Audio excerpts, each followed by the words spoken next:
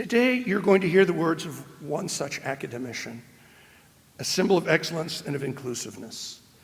Sir Fraser Stoddart is a Nobel Laureate, a chemist of stature, who's played a role in the development of mechanically interlocking molecules leading to the design and synthesis of molecular machines.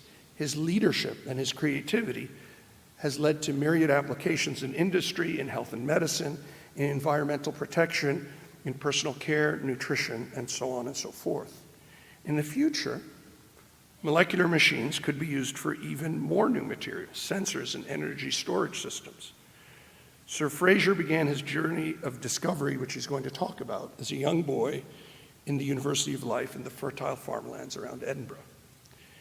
He received a Scottish education, culminating in a PhD degree in chemistry at the University of Edinburgh, which he obtained in just 2 years. He then worked as a postdoc at Queen's University in Kingston, Ontario in Canada, at the University of Sheffield in England, and as an ICI research fellow before joining the academic staff after 3 years at the company's corporate laboratory in Cheshire. He was named as the chair of chemistry at the University of Birmingham in 1990 and moved in 1997 to UCLA as Saul Winstein Professor of Chemistry. To the great extent, that was because he believed that his beloved wife, Norma, would receive more advanced treatment for her breast cancer in the US, although she tragically died in 2004. But that's the land of opportunity. That's the land of difference. That's what we want to create at AUB and here.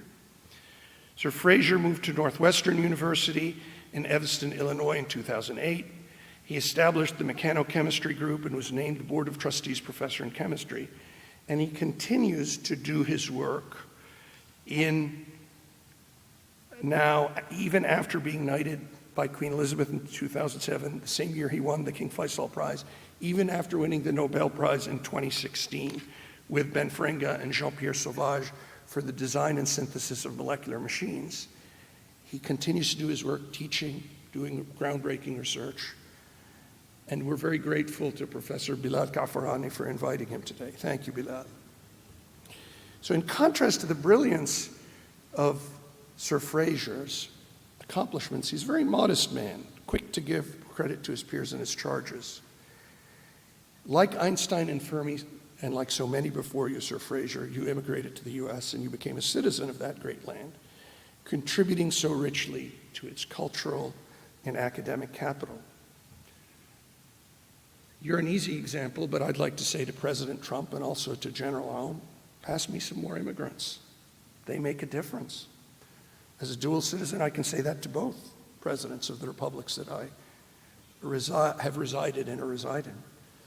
Our future as a human race, not just our scientific future, which is substantially threatened by a downturn in graduate school educations in the US, our future as a human race in the critical areas of the humanities, science, engineering, medicine, strongly suggests that discouraging one group of people from reaching out for their dream can have far broader consequences than those who might intend. Certainly Lebanon, and indeed the Arab world's future, is also dependent on economic and social reforms at a minimum. These are the kind of reforms that will allow the children of Lebanese mothers to become full Lebanese citizens so that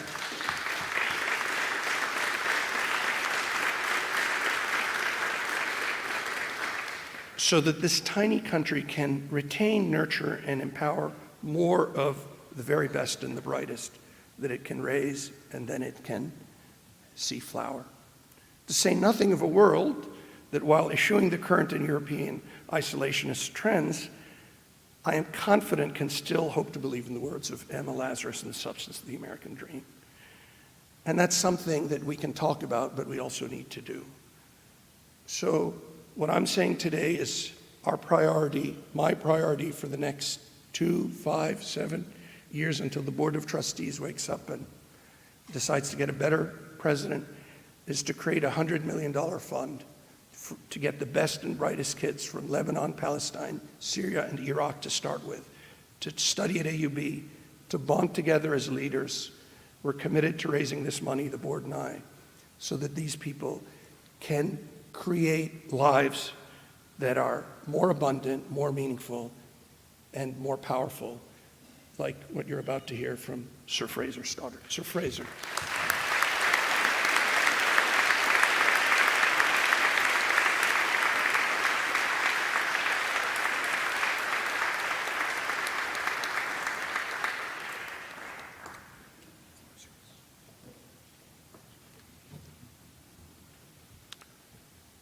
President of this august institution, honourable members of the faculty, ladies and gentlemen, students, I'm greatly honoured to be here standing before you today. I come from a small country, Scotland, to speak to you here in a small country, the Lebanon. If I address my remarks mainly in the beginning to the young people, I'd like to say, I cannot become like you, but you can become like me. By considering my own life's journey, let me suggest how you could become like me. Like is the important and operative word here. You cannot be me, you can only be yourself. Well, I was born in Edinburgh in the middle of a war in 1942. And shortly thereafter, my parents moved to a tenant farm about 12 miles south of the capital. And it was there that I was part of what I began to call the University of Life in recent days or recent times, because it was an experience in upbringing that was rather unique. I was an only child. I had to depend on a few children that would come and stay in the cottages, which helped to support the farm life.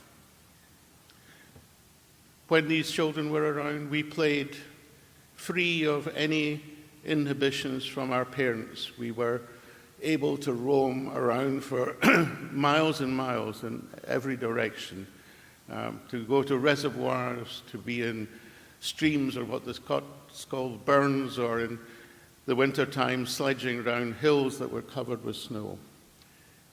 It was a wonderful, as it were, experience of just freedom. As far as toys went, they were few and far between, and the only one that I really recall in a big way were jigsaws. And I became addicted to jigsaws, and to that extent I think they set the pattern for my interest in one part of chemistry, which is called stereochemistry, where shape is very important. What else did I learn on the farm? Well, since the farm went from a horse and cart era to a combine harvester era during the 25 years that I was part of the farm, I learned that change was happening around me all the time. And bless my father, he kept up with that change. If there was a new instrument, a new contraption, he would buy it.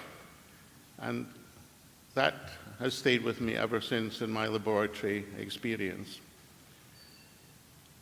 The other thing that I recall very forcibly was the support that came from the neighbouring farms. Even without asking, if there was ill health or some reason why a farmer was in difficulty, the other farmers would turn up unannounced to help solve a problem. And we were always in a battle against the elements. In that part of the world, there's no knowing when the sun is going to shine and when the rain is going to fall. Well, you get some warning, but not a lot. So there we were, or there I was, in this University of Life, making my way forward, learning to multitask, because this farm was what is called a mixed arable farm. So we grew everything effectively that could be grown in that part of the world, and we reared almost all the animals and birds that you could conceive of rearing in that part of the world. So I learned to multitask. I started my formal education by going to the local village school, and there it was a one-room, one-teacher situation where eventually the older children taught the younger children, helping the teacher. I left the school in 1950 when I was 8 to go to a college in Edinburgh called Melville College. And there I have to tell you, and I didn't realize it at the time, there were some of the most erudite and some of the most academic, in a sense, and well-informed teachers that I could possibly have imagined. And it was an equal number of men and women. And not only did we have a good formal education, but they took us out into the city and into the wilds of Scotland in a way that left its mark on all of us. I then went to Edinburgh University, and in a very short period of time, I got bitten by the research bug in chemistry. And this happened in 1963 when I was attending an analytical laboratory where the emphasis was on quantification. How much iron is in this piece of steel? And the person who was running this laboratory made a couple of comments to a class of about 150 of us that went along the following lines. Scary stuff. You will be pipetting enough cyanide to kill the whole of Edinburgh. And then he went one step too far. He proudly said, I started this course, launched it 10 years ago, and no student has ever finished it. And immediately I said, I will finish it. It was a 10-week course, and I finished after 7 weeks. That gave me the call to the professor's office, the offer of a small stipend to go and start doing some research during the summer. And that research was on the analysis of acacia gums that were coming from the Sudan. So I started out being an analytical chemist, but it didn't really matter what I was doing. I was really, really addicted from virtually day one, and it even drew me away from the farm. Well, eventually I stayed on, I got a PhD, and it came to March the 1st, 1967, and I was saying goodbye to Professor Sir Edmund Hurst, and he said, Stoddart, whatever you do, continuing in research, tackle a big problem. I had no idea what the man was talking about, a big problem. Anyway, I got on a jet plane for the first time in my life at Prestwick Airport and headed out to Montreal. I'm 25 years of age. I arrive in Kingston, Ontario to find out that my postdoctoral mentor is going to Brazil. And so for almost 3 years, I'm left to do my own thing. I was very fortunate that within 6 weeks of arriving, I went to the library and I opened up the Journal of the American Chemical Society to find an article by a man called Charles Pedersen. And Charles Pedersen was to be one of the 3 Nobel Laureates in chemistry in 1987. And there was described the making of a very large ring. It became known as dibenzo 18-6. And this flew in the face of all the teaching that I had had at Edinburgh. Yes, you could make small rings, but forget about the big ones. So I said, that's probably where my big problem is. Okay, so I started some research on big rings. And then I was married for during a period that I was in Canada to someone, Norma, that I had met at Edinburgh. And we returned to, well, another country called England in 1970. And this was to be quite a shock. It was the University of Sheffield, and very quickly I realized I had walked into a hornet's nest. There were 4 supreme professors of organic, inorganic, physical, and theoretical chemistry who were at war with each other morning, noon, and night. It was like living, I think, in baronial England of maybe the 13th century. It was not a pleasant experience. And it was so unpleasant that it got to the stage, although I did manage to do some research, that I felt I should leave academia and go into industry. And a meeting with Donald Cram from UCLA, who again was to join with Pedersen in sharing the 1987 Nobel Prize in Chemistry, a meeting with him in New York in 1976 helped me get myself reoriented. I went to UCLA for the first time during the first 3 months of 1978.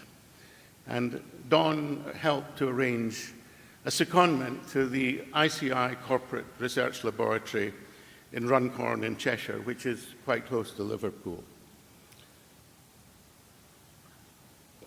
And so the family moved to Chester, a lovely Roman city, and we had a wonderful time. Here I was with a group of young, mainly research-oriented individuals, some of the best the country had produced because the gates of academia had been closed down during the early 70s. And it was there, not to put too fine a point on it, that I met a weed killer called paraquat.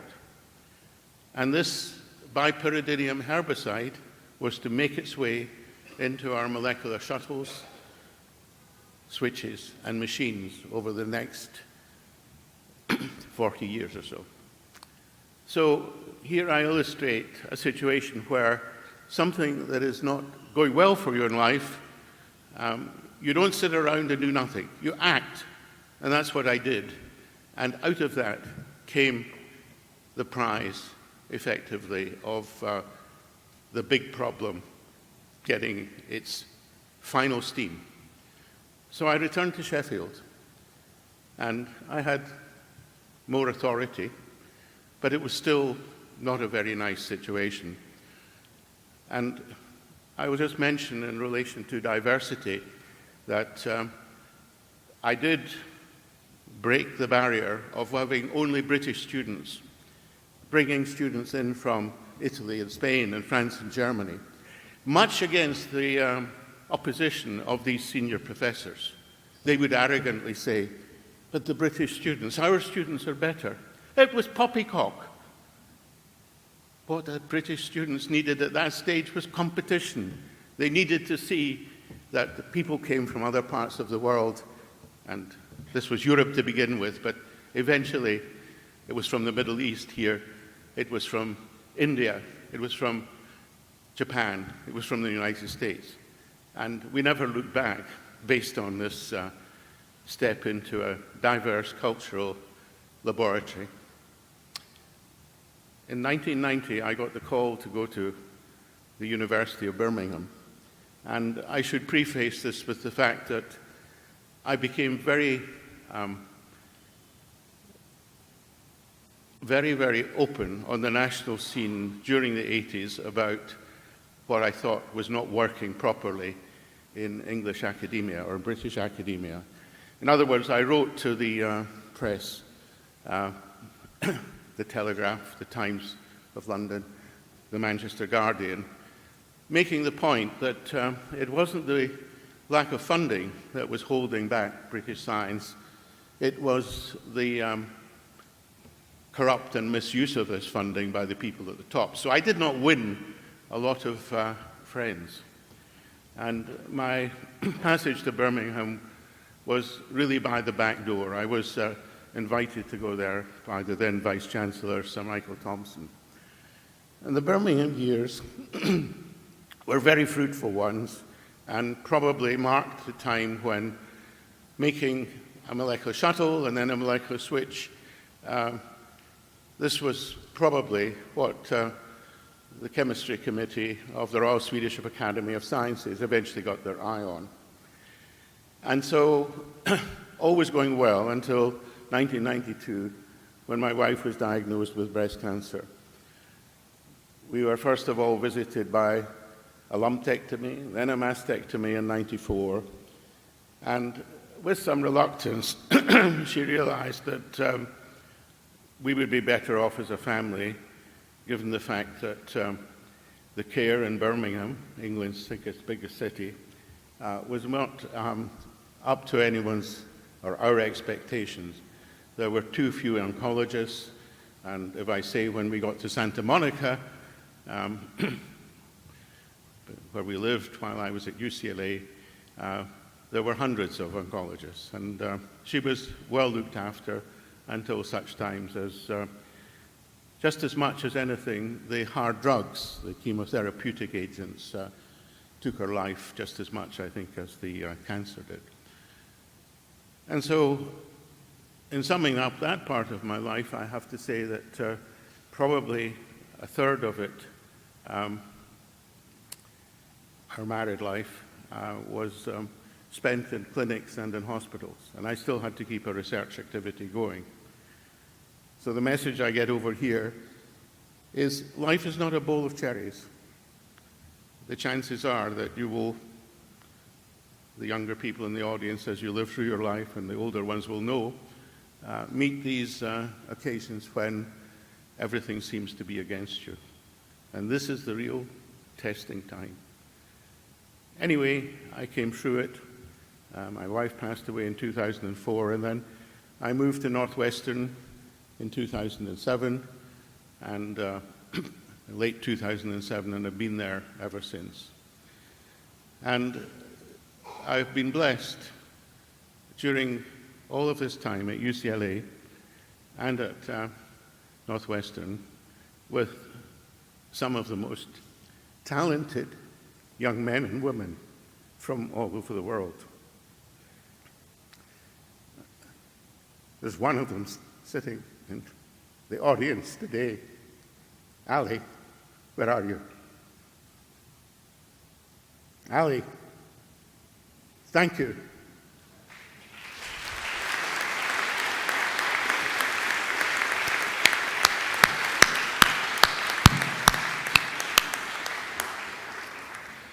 I will speak this afternoon about the wonderful contributions, the highly creative breakthrough contributions he made in 2010 when we went to Northwestern.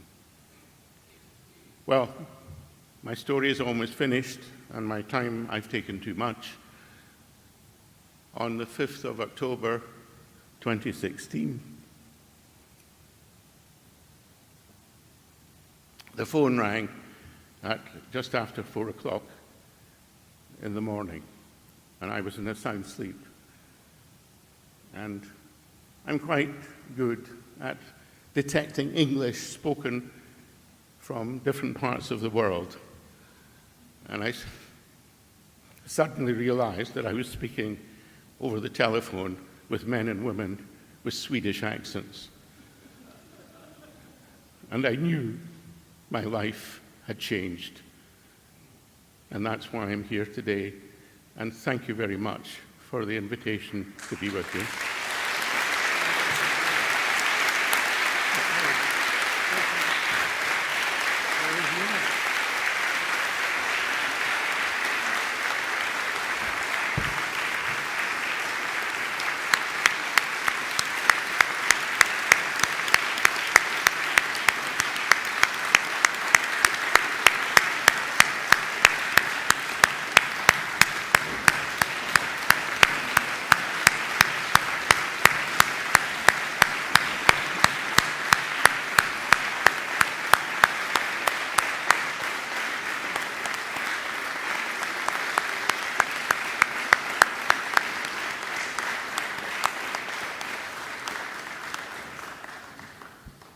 Thank you, Sir Fraser. So, as you just heard, even for the father of the molecular machines, life doesn't fit so easily or perfectly together.